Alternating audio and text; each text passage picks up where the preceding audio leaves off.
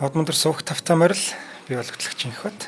За хэргийн товч нэвтрүүлгийн маань 3 дахь удирлын сэдв танилцуулга инхүү эхэлж байна. Бид Одмондрынх маань 3 дахь удирлд гарах 21 нэвтрүүлгийн 1050 сэдвээ одоо батлаад ээлжээр одоо зарлж байгаа тийм ээ. За энэ өнөөдрийнх болохоор хэргийн товч нэвтрүүлэг байна. За өдрийн мэнд аги. Өдрийн мэнд. За шууд хоёлаа эхлээд явахгүй бол ер нь цагтаа амжихгүй байгаа. Ийм хандлагатай байгаа тийм. За одоо 50 сэдв маань эхнийх болохоор Их Британи яагаад Европын холбооноос гарсан бэ гэж байна. Тийм. Одоо Brexit-ийг сонсоогүй хүн байхгүй дээ. Ер нь яагаад Их Британи Европын холбооноос гарахаар шийдсэн бэ? За үүнтэй холбоотойгоор маш олон одоо асуудлууд гарсан л да. Энэ талаар ярих ойлгох юм байна. Хүн болгон Brexit-ийг сонссон байдаг боловч яг үр дагавар нь юу байсан? Яагаад гарч байгаа гэдэг тэр асуудлуудыг тэр болгон мэддэггүй юм шиг надад санагддаг. Тийм. Тэгээ Британи гарснараа бас нэг Ирланд бас даваа тал үүссэн гэж яригддаг. Тэгээд үүнийг дагаад одоо жишээлбэл Европын холбооны гишүүн улс гэдгээрээ эдэлдэг байсан эрхүүд. За үүнийг дагаад бизнесүүд нь бас маш олон өөрчлөлтүүд юм гарсан байдгийг тэр талаар байлаа ярих юм байна. За тийм. За дараагийн сэдв бол дэлхийн хамгийн баян тамирчин шүүхэд дуудагдсан нь. За тийм энэ бол ийм нэлээд хил ам нууцлал одоо таамаг төрөөссөн хэрэгүүд байгаа. За энэ талаар ярина. Тий. Уг нь Tiger Woods болохоор гольфын тамирчин байна. Тий. Хамгийн одоо яад ямар хэрэгт холбогдчихв? Үүний ард юу байсан бэ? Тий. Уг нь бол байгаа байдал нь тийм их дүлгөөн тайван гоё хүн шиг харагддаг тий. Би бол Tiger Woods-ыг сайн мэдгүй л дээ. Гэхдээ энэ бол олонний нэлээд анхаарлыг татсан хэрэг учраас ярих ёстой хэрэг. Цөөхөн эзэн тэр бомтон тамирчдын нэг шүү дээ. За гуравт нь их сонирхолтой сэдв байна. Энэ болохоор Их Британийн хунтайжийн завхай арил гэж. Принц Эндрюг одоо муу талаар нь л хүмүүс дэлхийд арай мэдсэн шүү дээ. Одоо нэг Джеффри Эпстейнтэй холбоотой хэрэг. За энэтэй холбоотой хэрэгүүдийг ярина. Гэтэ энэ үуч одоо тэр юуны дээд гэр бүлтэй байгаа юу? Байгаа л да. Гэхдээ нөгөө royal status одоо privilege юмнуудаас татгалцсан надад. Хасагдсан. Queen-ийн юугаар атааны шийдвэрээр тийм. За дараагийн сэдв бол төмөр Майк Тайсны шүүхт эрх зодон гэж. Майк Тайсон ч одоо тэгээд маш олон хэрэгт одоо 1990-ад оноос хойш холбогдсон хүчингийн хэрэг, хар тамхины хэрэг, за тэгээд рингэн дээрх маргаан энэтрэгээс болоод айгүй олон шүүхийн асуудалд холбогдсон байдаг. Тэ энэ хүний амьдралын талаар болон шүүхийн маргаануудын талаар ярих гэдэг. Майк Тайсонтай холбоотой ер нь яг тийм тодорхой шүүхийн маргаан чи мэдгүй. За энэ мэдэхгүй л байна. Тийм учраас ярих юм байна. Тэр чих хацдаг дээр юм болсон уу? За тэр талаар бас ярина гэсэн. Яагаад рингэн дээрх гэж би сая дурдсан те энэ асуудал бас орж байна гэсэн. За цаадах чинь гэхдээ бас сүүлийн үед аваа томоож яваад их хөөрхөн болсон байлээ шүү. Тий одоо харахгүй насыг юу гэдэг л уулыг цас насыг эрийг нас дарсан байлээ. Дарж байна. Гэхдээ бас нэг зодоо модон хийгээд амжсан шүү зааж. Тэрүүгээрээ зөндөө хүн болсон юм шиг байлээ. Яа зүгээр бахтай. За дараагийн сэдв халаасанд нуугдсан хулгайч. За бидний өдөр тутам амьдралд одоо халаасанд ч юм уу цүнхэнд байнга явж идэг бидний салшгүй баг эд эрэхтэн болцсон зүйл гар утас. За энэ гар утасны гар утсан дээр юу вэ гэхээр аппликейшнуд л байна. Энэ аппликейшнд бид нар бүх л амьдралаа бараг даатгаж байна. Бүх мэдээлэл датагаа өгж байна. За эндээс бид нар эд зүйл худалгаад алдаж байна уу? Тий. Бас сонсоод байгаа юм шиг байдаг шүү. Яг сонсдг юм уу, сонсдгүй юм уу? Тэ янз бүрийн мэдээлэл цааш нь ингээд дамжуулт юм уу, дамжуулдгүй юм уу? Тий. Ийгүү шүү бас энэ тий. За дараагийн сэдв бол Jennifer Lopez-ийг шүүхэд дуудсан нь. За тий. Jennifer Lopez-ийн энэ нэг айгу сонирхолтой хэрэг байдаг юм байлээ л дээ. Jennifer Lopez-ийн оролцсон нэг юм шин цомгийн зураг авалтыг нь хийх эрхийн төлөөх нэг юм хуулийн маргаан байд юм лээ. За. Одоо Jennifer Lopez-ийн цомгийн зураг авалтыг нь хийх эрхийн төлөө гэсэн. Тэн дээр маргаан гарчиж байгаа. Тий, энэ бол бас их сонирхолтой. Тийм. Үгүй чи чамаар хийлгээ нөгөөт нь окей гэж зураг авцсан. Тэмд гэрээ баймаар явна. Авах эрхийн төлөө байхгүй. Авах эрхийн төлөө. За. Тий. Яагаад бүр энэ дээр бүр шүүхийн маргаан үүсэж байгаа юм те? Тийм байна тийм. Тий. За дараагийн сэдв болохоор Kim Kardashian-ы нууц бичлэг цацагдав. За тий. Одоо Kim Kardashian-тай холбоотой маш олон шүүхийн шийдвэрүүд бас байдаг тий.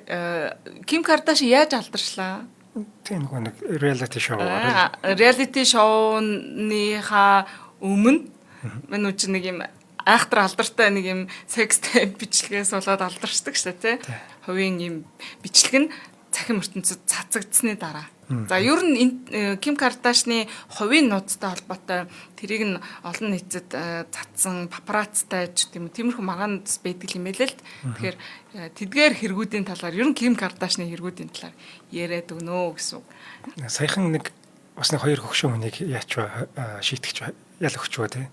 Ким Кардашины юг бол үнд идлэг булгаасан гэдэг үү? Тийм үү. Нөгөө Францад болсон. Францад нөгөө зочид буудал байж хат нь дайрж ороод нэг юм нөгөө хулгай хийсэн нэг хэрэгүүдгүү. Тийм баха. Тийм. Тэр нэрийг бас ярих юм байна тий. Орон бүгдээрээ. За дараагийн сэдв бол гоё сэдв байна. Kobe Bryant-ыг хэн эзэмшдэг вэ? Kobe Bryant гэдэг энэ хүн чинь өөрөө нэг тийм брэнд болсон хүн шүү дээ. Хүн байсан. Энэ хүний зураг одоо нөгөө нэг юутай дүрслэлтэй тийм бүхэл бараа бүтээгдэхүүн зураг одоо юу тийм дээ Black Mamba тийм бүхэл юм.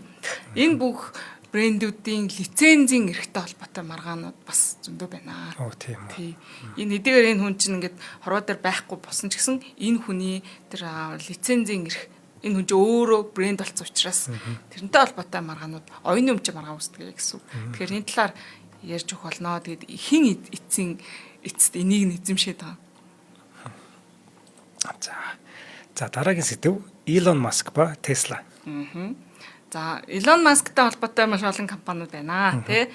Tesla гэдэгтээ одоо эн чинь нөгөө нэг цахилгаан тээврийн хэрэгсэл болон ер нь Tesla-тай холбоотой нөгөө нэг компанитай холбоотой маш олон зөвшөөрөл лицензүүд байна л да. За энэ лицензүүдийн зохицуулалттай холбоотой юм хууль эрх зүйн маргаан үүссэн байдаг. Тэр талаар ярих гэж байгаа юм. Тий. Тэгэхээр тэр шинэ инновацийн тал дээр бас маргаанууд байна уу тийм? Бас байна. Тэрэн дээр бол зөндөө ярих юмнууд маш их. Elon Musk бол үнэхээр мүлжүүртэй хүн шүү. Тий. За дараагийнх нь COVID-19-с бас үүссэн бөөн маргаанууд гэж. За маш олон маргаан баг шүү. Яг үнэ. COVID-19-тэй холбоотойгоор ингээд нөгөө маш олон локдаун дэлхийн өнцөг булан бүрт болсон. Тэ нөгөө нэг локдаун хөл хоройтой холбоотойгоор за энэ нь болоод одоо тухайн улс болгон шийдвэр гаргаад засгийн газраас шийдвэр гаргаад гэсэн үг шүү дээ тийм хөл хорой хийсэн нь дэлхийн маш олон бизнесүүдэд нөлөөс за үүнийг дагаад тийм томоохон хэмжээний нөхөн төлбөрийн нэхэмжлүүд үүссэн байдаг байхгүй.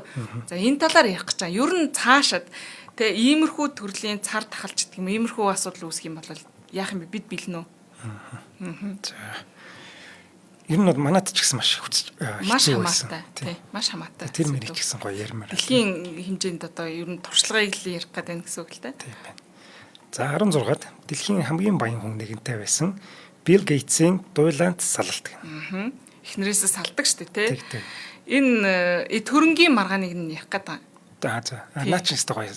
Тий, эд хөрөнгийн маргаан яагаад үүсэж байгаа? Тэгээ яаж салч юу? Тий.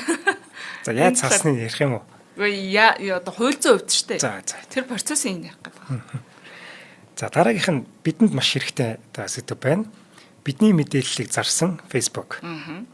За хэрвээ та бүхэн санаж байгаа бол одоо нэг Facebook-тай холбоотой нэг Cambridge Analytica Data гэдэг нэг компани одоо хэрэглэгчийн мэдээлэлтэй холбоотой нууцлалын асуудлын маш том скандал дэлхийд дахинд үүсэж исэн. Энэгээр бүр Netflix энэ кино хийсэн байгаа. За энэ хэргийн талаар ерөөхдөө товчхон ярьж өгөх гэдэг. Дэлхийд даяар үүссэн мэдээлэл. Facebook одоо хэрэглэгчдийн аккаунтуудын мэдээллийг цуглуулад яасан цаашаа зарсан уу? Зараагүй энэ ямар үр дагавар үүсгэсэн бэ? За ингээд ер нь хоёулангийнх баг 3-1-тэй орж байна. За тэгэхээр хамтран ажиллагчаа танилцуулъя. За ер нь бол од мөндөр сувгийн маань үндсэн хамтран ажиллагч, үндсэн ивент итгэгч бол манай алтан гишүүд байдаг. За алтан гишүүд маань биднийг 2 дугаар үйлрэлд баг тэр чигт нь багч баг. Ер нь бол тэр чигт нь ивент итгэгч бидний үйл ажиллагаа явуулах тэр боломжийг олгож өгсөн. Энэ хүмүүс маань одоо өөрсдөө одоо шинжлэх ухааны таны мэдхүйг биднээр дамжуулж Монгол улстай түгээж байгаа гэдгээр одоо бахархах ёстой гэж одоо үзэж байгаа тийм. Энэ хүмүүс байгааг бол бид яг эхний 2 сар яваал ер нь баг дуусах байсан байж магадгүй. Тийм нөхцөл байдалд хүртэл орсон байсан. За харин тэгэхэд манай энэ алтан гишүүд маань биднийг ивент итгэснээрээ одоо 2 дугаар улирлаа аврагчид нар маань юм шүү дээ. Одоо 3 дугаар улирлаа эхлэх гээд сэдвээ зарлаа сууж байгаа тий. За тэнгууд бид нэр одоо та бүхнийгээ дахиад бид нэрийг ингэж дэмжээч. Дахиад ингээд энэ үйл ажиллагааг олон жил явахад бин одоо ингээд туслаад одоо ивент итгэхээсээ за тэгээд бид нараар дамжуулаад шинжлэх ухааны таны мэдхүйг их орондоо ингэж түгээгээсэй гэж төгсөж байгаа.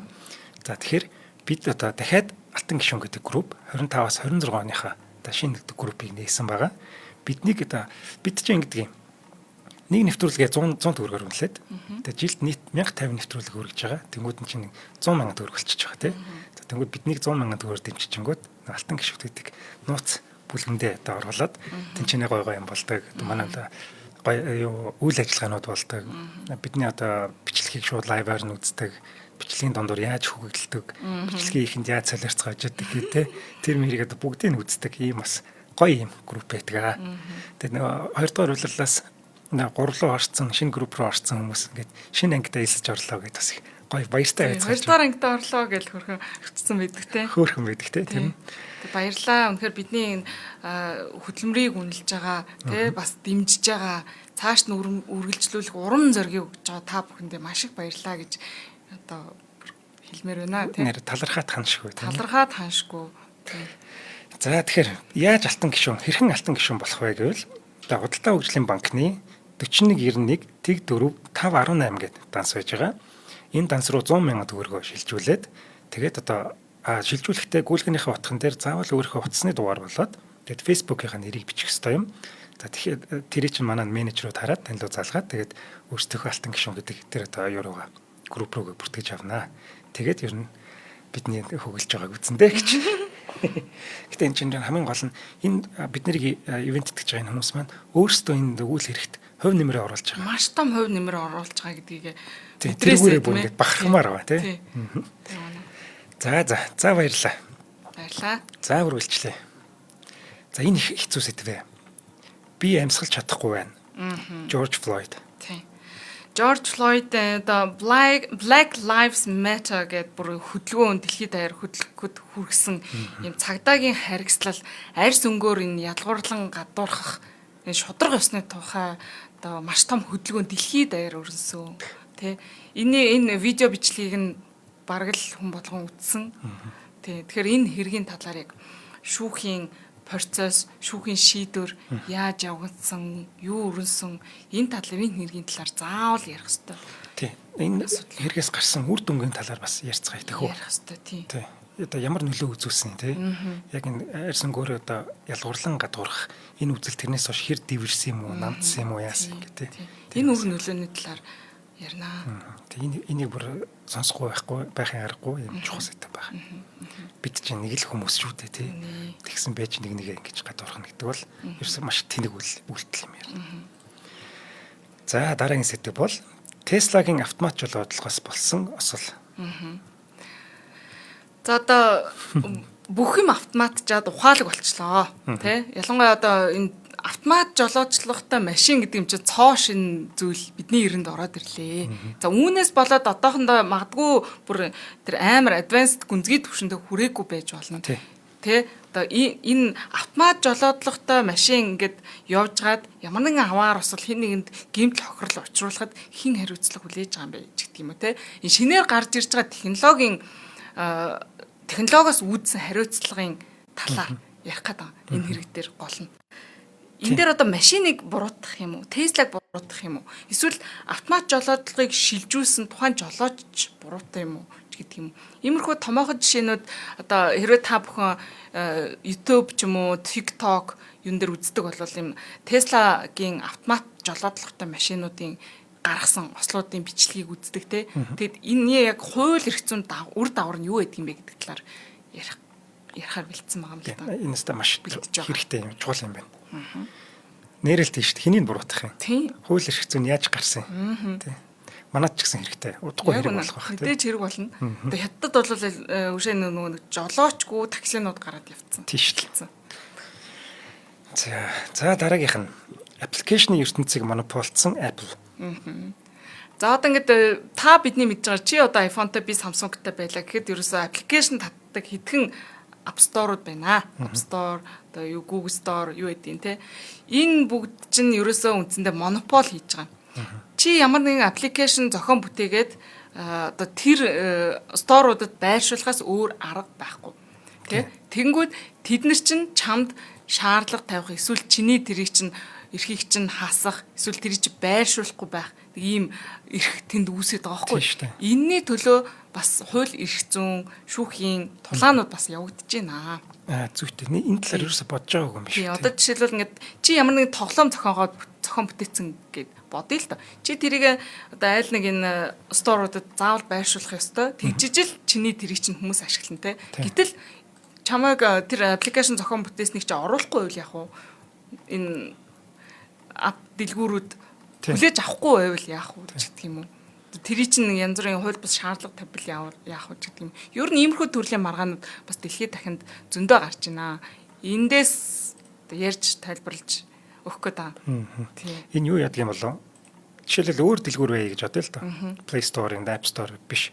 Өөр дэлгүүр нээгээд тэрийгэ хүмүүс түгэх гэсэн чинь тэр аппликейшнээ бас энэ хоёр дэлгүүрээр яах болчиход байгаа юм бэ? Бас дамжуулахаас өөр арга байхгүй.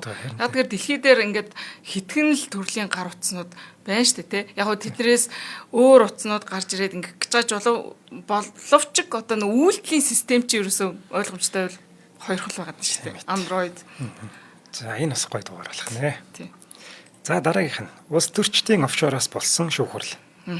За Panama Papers-ыг бүгдээрээ мэднэ, тийм ээ. Нөгөө WikiLeaks Панамын арлууд дээр байдаг тэр офшор санхүүгийн баримтуудыг дэлхийд даяар цацснаас болоод бүр улс болгонд янз бүрийн хууль зүйн асуудлууд үүссэн. Одоо ялангуяа дэлхийн томоохон улс төрчидтэй холбоотой. Тий. За эдгээрээс томоохон жишээнүүдийг хоёлаа ярих юм байна. Тэр улсууд даяар үүссэн. Улсууд нь хэрхэн улс төрчийг хамгаалсныг ярих юм байна, тий. Хамгаалсан талаар, за буруутгасан талаар, ард түмэн яаж хүлээж авсан талаар сонь юмнууд зөндөө бий. Харин тийм ихэнх л улс нь хамгаалаад үлдсэн санагдаад. За бас хамгаалж үлдсэн нь ч би за улс нь хамгаалаад ч гэсэн ард түмэн нэгэнт олоод мэдсэн учраас эсэргүүцсэн. За манай Монгол улсад ч гэсэн ийм жишээнүүд байгаа шүү дээ, тий. Гадны сэтгүүлүүд дээр ийм энэ хүнтэй холбоотой ийм гараад байна. Тэр улсад тийм хөрөнгөтэй юм байна гэдгийг нь олоод мэдсэн. Тэгсэн. Тэг ингээд иймэрхүү шүмжлэлүүд зөндөө үссэн. За иймэрхүү асуудлын талаар ярих юм бэ? За ер нь манайхыгаа дотоодоо төлөхөө ярихгүй байх шүү гэж. За дараагийн сэдв Оросын тамирчдын допингийн дуулан. Энэ бол дэлхийд даяар л бас Оросын допинг энэ спортын салбартай шууд холбоотой шүү дээ, тийм ээ. Одоо яаж Оросууд ингээд допингийн асуудалтай холбогддог вэ гэдгийг бид нар өнөөдөр мэдэн шүү дээ, тийм. За энэ асуудлын цаатлын хууль зүйн үр дагаврыг нь ярих гэдэг. Мэдээж Оросууд бол зүгээр ингээд окей гэж суугаагүй нь тодорхой. Тэгээд мэдээж бууж өгөөгүй маргасан байж таарна. Тэгээд эцсийн дүндээ бид нар бол энэ Оросын тэр тамирчин допингийн асуудалд холбогдлоо гэдгийг нь сонсоод байдаг боловч дараа нь яасан бэ гэдэг имийг нь мэддэггүй өнгөрдөг. За энэ талаар ярих гэдэг. Бид нар ч тэгээд ерөөсөө Оросын тэр спортыг бүгдээ юунаас нь бантцсан баа шүү дээ. Олимпиараас тий. Энэ нэвтрүүлгийг ярих үед одоо дэлхийн нөхцөл байдал спортын салбарт яаж нөлөөлсөн эсвэл үр дагавар нь юу болцсон байх юм мэдэхгүй байна те. За тийм байна. Энд ч одоо баг шинэ жилийн үеэр гарах юм дугаар шүү. За дараагийн сэдв бол Huawei versus USA. За Huawei Америкийн эсрэг, Америкийн нэгдсэн улсын эсрэг. За Huawei компаниг одоо дэлхийд даяар ялангуяа Америкийн эсрэг тагнуул хийж гэн гэл тиймэрхүү ховж үе бүгдээрээ сонссон баг. За тэгээд Huawei-гийн дид ерөнхийлөгчлөлөдөө эмэгтэйг Америкт одоо хорж мөрөх санкшн тогтоосон тэргээд маргааныг бүгдээрээ сошиалаар харсан. Яг үүний ард юу болсон бэ гэдгийг л судалж та бүхэнд танилцуулах гэдэг. За дараагийнх нь бас нэг маргаан байна. Google-ийн эсрэг Европын холбоо. За энэ дээр болохоор нэг юм Google бол үндсэндээ өнөөдөр дэлхийд даяар монопол компани болцсон. Тэгсэн. За энэ дижитал зах зээл гэдэг юм чи ерөөсөн ингээд бүр хянахад маш хэцүү болчихж байгаа юм л да. Хил хязгаараар ингээд баригдахгүй бараа таваар ингээд жишээлбэл чи тоор наашин цааш гаргаж байгаа бол хил гайлын мэдүүлэгч гэдэг юм. За энэ усаас ийм орж ийн гарч ийн гэдгийг мэдэх боломжтой. Гэтэл дижитал зах зээл дээр тийм байхгүй. За тэгээ ялангуяа нууцлын асуудал байна. Тэ? Яг энтэй одоо холбоотой Google бол маш томоохон хэмжээний заргуудыг үүсгээд явж л байгаа л да. Одоо хүртэл дуусаагүй, магадгүй энэ хэргийг ярих үед шийдвэр нь гарчих байх. Хариу гараагүй үйл яг болж байгаа үйл явдлын талаар гарсан байвал гарсан үр дагавар шийдвэрийн талаар хоёлаа ярих гэдэг. Ер нь бол Google яг энэ одоо Европын холбооны ус гэлтгүй ер нь дэлхийн улсууд энэ асуудлыг ингээд зохицуулалт хийхийг оролдож байгаа, хичээж байгаа тий. За зарим зохицуулттай Google бол зөвшөөрөхгүй байгаа. Аль хэдийн шүүхийн маргаан үүсгэж явж байгаа асуудлууд байгаа. За тэр талаар ярих гэдэг. Манайхтай ч гэсэн холбогдож болно шүү дээ. Дэлхийд даяар энэ чинь ерөөсөө бүр дэлхийд даяар байна. Тэнгүүд Европын холбоон дээр шүүхийн шийдвэрүүд нь яаж гарсан гэдгийг бид нар харж агаад бас Google-тэй ямар нэгэн тохиролцоо хийх тийм да үүд нь бас нэгдэх юм байна тий. Одоо бүр эцлэн бол шийдэгдэлтэй гүйл байгаа асуудал л дэмж ганц Google ч юм биш тий. За тий. За Boeing онгоцнууд яагаад дараалан осолцсон бэ? Тий яг үнэ. Boeing ядж яхад бүр дөнгөс хамгийн сүүлд одоо энэтхэгт те гэд хотын дээр унаад ингээд ячлаа штэ унчлаа. Ер нь энэ Boeing-тай холбоотой энэ шүүхийн маргаанууд сүүлийн хэдэн жил бол тасрахгүй байна. За тэгээд энэ иргэний агаарын тээврийн салбарын аюулгүй байдал. За тэгээд corporate responsibility буюу одоо байгууллагын хариуцлага, Boeing-ийн хариуцлага энэ дэр юу байна? Дэлхийд даяар үүссэн энэ Boeing-тай холбоотой шүүхийн маргаануудыг ярих гэдэг байна. Тий. Энэ Boeing онгоцтой бүр баг хараагдсан юм шиг юм. Тийм ээ. Байна л да. Одоо энэ талаар ингэж ярих гэдэг юм л да. Ер нь ганц энэ Boeing-ороо тогтохгүй, ер нь иргэний агаарын тээврийн салбарт одоо үүсдэг хууль эрх зүйн маргаанууд, онгоц унсан, осолцсонтой холбоотой асуудлууд дээр тухайн компаниуд нь ямар хариуцлага хүлээдэг эцсийн дүндээ. Наадах чи яг мэдмээр байна. Одоо онгоц сүрсэн шалтгааныг нэг шинжээч очоод тодорхойлж байгаа. За онгоц энэ Boeing гэдэг үйлдвэрлэсэн онгоц нь алдаатай байсан юм байна гэвэл одоо онгоц үйлдвэрлэгч маань асуудалд орох нь байна.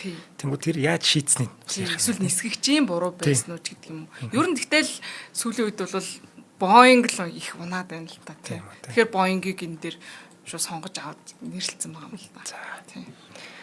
За дараагийн сэдв их хүнд сэдв байгаа. Үр хөндлөлт байх ёстой юу? Тийм.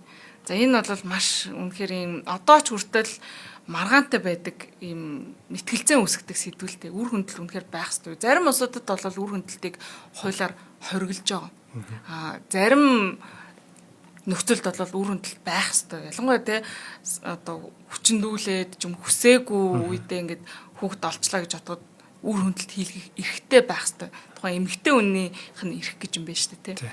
Энэ бол маш маргаантай сэдвэлтэй. Тэгэхээр энэ улс улсын туршлага энэ талаар ярих гэдэг ер нь байх ёстой юу, байх ёсгүй юу гэдэг талаар. Хууль ёсны маргаануудын талаар.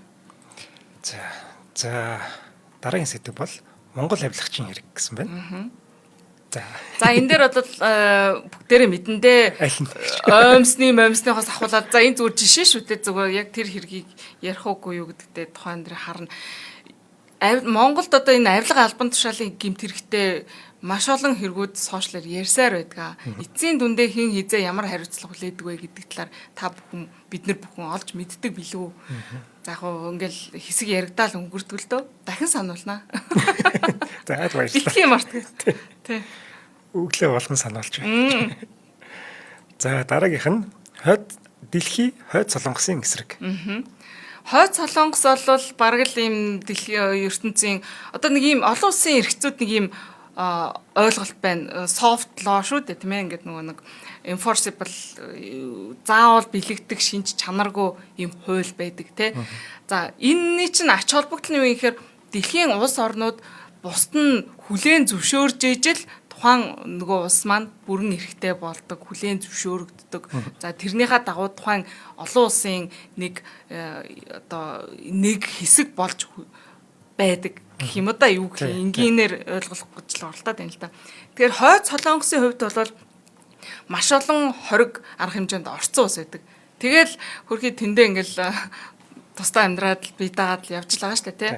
Тэгээ яг өнөөдөр үндсэндээ хойд солонгосын эсрэг дэлхий дахин яг ямар хориг арга хэмжээ авцсан яг ямар байдлаар тэднийг ингээд бүр ингээд тусгаарлаад байгаа гэдгийг чи мэдтгүү. Тэгээ. Тэг яаж тэднийг өөрхий цөмийн зэвсэгтэй болцсон юм байгаад байгаа шүү дээ тэд нар чинь. Тэг яаж ингээд тэднийг ингээд тусгаарлаад байгаа яг хууль эрх зүйн талаасаа гэдгийг ярих гэдэг юм л та. Энэ ч гоё юм байна. Ер нь сайн мэддэггүй шүү дээ. Тийм. Бүгдээр мэдээд байгаа юм шиг мөрчлөө мэддэггүй. Тийм байна. За хүний 8-ны хэрэг гэж байна. За хүний 8-ны хэрэг бол энэ миний бодлоор заавал ярих ёстой сэдвээ. Энэ ганцхан одоо юу ч гэмээр мэдээ тодорхой нэг жишээ биш. Бидний өнөөдрийн өдөр тутмын амьдралд тулгамдаж гарч ирж болзошгүй бидний үр хөвгтөдөд магадгүй тулгарч болзошгүй юм асуудал болсон байгаа байхгүй хүний 8 гэдэг бол. Тэгэхээр энэ талаар томоохон хэрэгүүдээс жишээ авч сургамжтайгаар хүргэхийг зорж байгаа. Одоо Монгол улсаас тэг хүний 8-нд холбогдсон эсвэл хүний 8-ны золиос болсон хүмүүсийн ингээд маш олон мэдээллүүд бас байдаг. За дэлхийн томоохон юм хүний 8-ны хэрэгүүд ч гэдэг юм уу тийм ээ. Ер нь энэ хүний 8 гэдний хэргийн талаар сургамжтай байдлаар хүргэх ёстой ялангуяа хүүхд залуучууд тийм ээ. Энэ талаар заавал хүргэх ёстой сэдв гэж бол бодсон. За хоёлаа хамтран ажиллаж байгаа юм. За бид одоо ингээд 1050 нэвтрүүлгээ бэлтжээд ингээд төрүүлээ зарлж байгаа нь бас учиртай. Яг тэгэхээр бид нэг хамтран ажиллагч бол мэдээж манай алтан гишүүд байгаа бол дараагийн хамтран ажиллагч маань биднийг одоо ивент итгэдэг байгууллагууд байдаг байгаа тийм. За бидний одоо бэлтгэсэн одоо сэдвүүдийг сонсоод яг өөртөө таалагдсан ч гэдэг юм уу, өөрийнх нь үйл ажиллагаатай давхцсан ч гэдэг юм уу, хоорондоо уялдаа холбоотой байгаа энэ сэдвүүдээ одоо олоод энэ сэдвүүдээ сонсоод тэрэндээ тохирсон одоо өөрийнхөө тэр үйл ажиллагаанд тохирсон нэвтрүүлгээ сонгоод одоо ингээд шууд захиалгаа өгөөд ивент итгэх юм боломжтой шүү гэдгийг бас давхар хэлэх гээд байгаа тийм ээ. За жишээлбэл ингээд үр хөндлөлт байх ёстой юу гэдэг дээр ямар байгууллагч тийм үр хөндлөлтийн эсрэг байгууллагч гэдэг юм орж ирээд бид нэр ивент итгээд ингээд энэ сэдв дээр манай үйл ажиллагаа энэ сэдвтэй чинь тохирох юм байна гэдэг ингээд уялдаа холбоотой байх ийм одоо боломжийг бас олгож байгаа тийм. За тийм учраас бид нэр одоо 1050 нэвтрүүлгийн хүү төрүүлээд зарлж байгаа юм шүү гэдгийг дахин дуулгамаар байна. За ингээд манай хиний үйл ажиллагааны менежер шууд залгаад тэгээд энэ сэдвүүд дээр чинь би ормоор байна гэд холбогдож байгаа. Ийм боломжтой байгаа шүү. За сая хүний 8 ярьсан тийм ээ. За тэгвэл одоо Монгол банкны 10 сая долларын хэрэг гэж. За энэ дээр бол Монгол банкны одоо ерөнхийлөгч байсан нэг хүнтэй холбоотой хэрэг байдаг юм да 10 сая долларын үлгэр домог шиг л яригддаг. Энэ талаар холбогдох мэдээллүүдийг судалж агаад ярьж өгөх гээд байгаа. Энэ нэг бодлын юм тэнэг юм шиг үнтэй. Үнэхээр тэнэг хэрэг. Тийм үү. Бүр гинэ юм уу? Гинэн яаж юм байж болж байгаа юм бэ? Гимээр бүр за араа гэж бодохоор ийм хэрэг байдаг юм билий. За яг энийг ярихын тулд ингээд мэдээллүүдийг нь бас хайж олоод ярих болно тий. Чулуунбат гэж хүнтэй холбоотой нэр нь холбогдсон хэрэг байдаг шүү. Тий. За шууд ингээд ярьж байгаа юм тий. Яг энэ мэдээлэл нь явж л байдаг л да. Нийтэд ил мэдээлэл байхгүй. Тэгэхээр тэр хүрээнд л ярих юм адэрнээс одоо юу гэдгийг хойлоо худлаа зохиохгүй. За тийм ээ. За дараагийн сэдв бол Монгол улсыг зарах шахсан гинэ. Ямар сэдв бэ? За энэ нэг юм хэрэг байд юм лээ. 1995 онд болсон ийм 90 жилийн хугацаатаар Монгол улсын газар нутгаас нэг юм концессийн гэрээгээр гадаад улсын иргэнд одоо Монгол улсын агаарын орон зайг түрээслэж ирсэн юм уу? Шилжүүлж өгөх гэж оролдож байсан. Бүр манай улсын бүр төрийн тэргүүн болон одоо гүйцэтгэх засаглалын тэргүүн хүртэл оролцсон нэг юм хэрэг байдаг юм л. Агаарын орон зайг зарна гэсэн чинь Oceans 12 дээр билүү? Хонконгийн агаарын орон зайг 2 давхраас дээш эзэмшдэг гэх нэг баян гардаг. Тэр л санагдчихлаа. Тэгээ энэ бол мэдээ гэхдээ хэрэгжээгүй л дээ. Тэгтээ үнэхээр гэрээ хэлцэл дээр нь бүр гарын үсэг зурагдаад явж исэн асуудал байдаг юм. Ямар юм бэ? За, Борис Немцовын үхэл гэж. Борис Немцовыг заавал ярих ёстой байгаа юм л да. Яг тэгэхээр өмнөх дугааруудаар нэг одоо нөгөө хэнийг ярьсан штэ. Нөгөө хэнийг? Орсын нөгөө улс төрч сэтгүүлч. Нөгөө хин үү? Нөгөө хин. Би санаж ирсэн чи сая мартуулсан. Харин яг нэр нэнд байна орч ирдэг. За ер нь бол Оросын улс төрд бол ийм эсрэг сөрөг хүчний байгууллагуудын тэргүүнүүдийг ингэж ангуучилдаг ийм түүх, таамаг байдаг те. Борис Немцов бол яг л энэ таамгуудын нэг Навальный. Яа. Алексей Навальный. Алексей Навальныгийн хэрэг ярьсан. Яг тэрэн дээр бол яг бодит болсон асуудлуудыг ярьсан. Яг Борис Немцов дээр ч гэсэн бас нас барсан түүхийг нь ярих гэдэг. Энэ бол бас л яг юм Путин ч юм уу Оросын эрх баригч нартай холбоотой гэж таамаг байдаг те. Энэ хэргийн талаар ярих гэдэг юмаа. За дахиад Илон Маск орж ирж байгаа юм байна. Мүлжүртэй үндэ. Илон Маск ба OpenAI. За OpenAI бол одоо та бидний сайн мэддэг ChatGPT-гийн толгой компани шүү дээ. Хөгжүүлэлтийг нь хийсэн компани. Elon Musk бол энэ OpenAI-гийн анхны үүсгэн байгуулагчдын нэг байсан. За гэхдээ OpenAI-тай түр тар хийгээд модалцаад одоо шүүхийн маргаан үсэд явж байгаа. За энэ хэргийн талаар ярих гэдэг. Elon Musk бол OpenAI-гийн одоо баримталж байгаа бодлогыг хүлээн зөвшөөрөхгүй байгаа. Одоо жишээлбэл ашигын төлөө байх ёстой юу ёсгүй юу гэдэг дээр. За тэгэхээр энэ хэргийн артлыг ярих гээд ярьж өгөх гээд байгаа. За. Тийм. За Хятад Америкийн худалдааны дан гэж байна. Энэ яг одоо явж байгаа ongoing кейс байгаа. За үүнээс үүдэлтэйгээр маш олон шүүхийн маргаанууд бол үүсгэн тодорхой. Тэгэхээр энэ дараа жилийн үед ярина гэсэн үг шүү дээ. Дараа жилийн үед тэгэхэд бол маш томоохон хэрэгүүд үүссэн байх нь тодорхой байгаа. Тийм учраас энэ Америк хятадын худалдааны дайн бол энэ тарифын асуудлаас үүдсэн асуудлуудыг хоёлаа дүгнэн ярилцах нь шүү дээ. Том гүрнүүдийн одоо дүгнэх гэх юм одоо бараг л үргэлжилж байх юм уу мэдэхгүй байна те. Үргэлж эхлэх бах. Энэ хэдэн жил дийлдэ шийдэгдэхгүй байх байх. За дахиад нэг хоёр улсын хооронд үүссэн шүүхийн маргаан байна. Энэ болохоор Орос Украины дайн олон улсын шүүхэд гэж байна. Тийм. За Орос Украины дайн одоо хүртэл дуусаагүй явж л байна. Тэ 2 сар 28-ны өдөр гинтгэн нэг өглөө боссон чинь Орос Украин руу дайрлаа гэдэг мэдээлэл гарч ирснээс хойш одоо бүр хэдэн жил өнгөрөвдөө. Яг энэ асуудалтай холбоотойгоор олон улсын шүүхүүд бас шийдвэр гарсан. Жишээлх юм бол Путиныг баривчлах олон улсын шийдвэр гарсан тий. Жишээлбэл санаж байгаа бол Путиныг Монголд айлчлах үеэр Монгол улс Путиныг баривчлах ёстой юу, олон улсын шүүхэд тэ тушаах ёстой юугүй юу ч гэдэг юм иймэрхүү асуудлууд яригдчихсэн. За тэгээ яг олон улсын байгууллагын зүгээс энэ Орос Украины дайнтай холбоотойгоор ямар шийдвэрүүд гаргасан бэ? Тэгээд дайны гэмт хэрэг гэж үндсэндээ үзэж байгаа шүү дээ. За энэ асуудлын талаар хоёлаа ярих гэдэг юм аа. За дараагийн эвгүй сэдв байна. Хятадд цаазлуулах шахсан Монгол бүсгүй. Тийм. За энийг бол дээхэн үед одоо харт тамхины хэрэгээр холбогдчихсэн байгалмаа гэдэг нэг бүсгүй байдаг. Тэр үнэтэй холбогдсон хэрэг. За тэгээд үүнээс гадна ер нь энэ хил дамнуулж харт тамхи тээвэрлсэн асуудалд манай Монгол улсын иргэд санаадаа санамсаргүй янз бүрийн байдлаар холбогдсон харамсалтай эргүүд байдаг. Энэ талаар ярих гэдэг юм л та. Яг энэ байгалмаагийн төвтөр бол шүүхээр шийдэгдсэн хятадын шүүхээр бол орсон ийм хэрэг байгаа. Тэгээд энэ талаар одоо сургамжтай гэдэг үднээс нь ярьж өгч байгаа. Тийм. Ер нь яг энэ хэрэг дээр бол маш сургамжтай тий. Яг юу болсон процесс нь бас ярина тий. Тийм. Энэ хоёр улсын Хятад Монголын хоорондын дипломат асуудлууд бас үүн дээр томор хөндөгдсөн байдаг л та. За алдарт хөлбөмбөгчин Месси орж ирлээ. Месси татварыг л хуурч чадсангүй гэж. За энд бол нэрнээсээ ойлгомжтой тий. Бүгдийг хуурсан байна. Тий. Месси яаж татвараас зайлсхийх гэж оролдоод эцэстээ тэр нь ингээд ямар үр дүн төрвэ.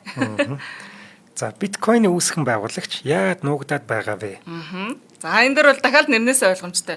Тэгээ Сатоши Накамото гэдэг нэг хүний нэр холбогдоод яваад байдаг. Яг энэ хүн хин юм бэ? Яагаад ингээд яг ийм хүн үнэхээр байгаа мó байхгүй мó?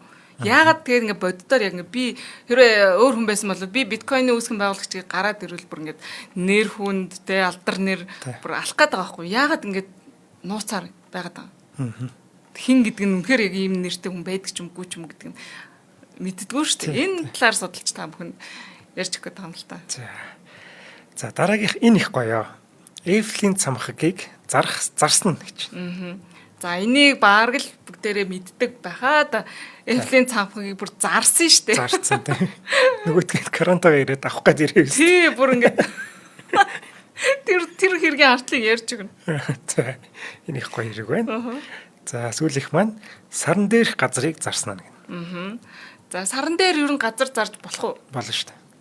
Яг уу? Болно. Сарыг зарах зөвшөөрлийг хэн өгöd байгаа? Чи сарыг яг саран дээр байгаа газрыг чи яг эзэмшдэг ээ. Чиний өмчлөлийнхоо гэдгийг хэн мэдгий. За байж байгаарай. Энд зарцсан гэж байна. За тэгэхээр болно гэсэн үг. Зарах боломжтой юу гэ? Зөвхөн зарч чадсан уугүй юу? За тэр талаар ярих нь байна тийм ээ.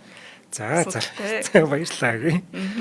За энэ болон бас хэд 3 сэдвийг бас цугас дурдчихъя. Хүнийг нутагт гэмт хэрэгтэн болсон Монгол гэж байна. За мөн Холливуудын одын гэр бүлийн хүчирхэл гэж бас нэвтрүүлэг байгаа. За Center Point-аас ихсэн буудалцаан гэж байгаа. За 5-7 ирээдүйд үүсэх маргаан гэж бас байгаа бол энэ хамгийн сүүлийнх нь их гоё. Фильтргүй сошиал медиаг төсөөлхийн аргагүй гэдэг. Энэ дээр бол нэлээд зөвүүн маргаанууд гарсан болов уу гэж таамаглаж байна.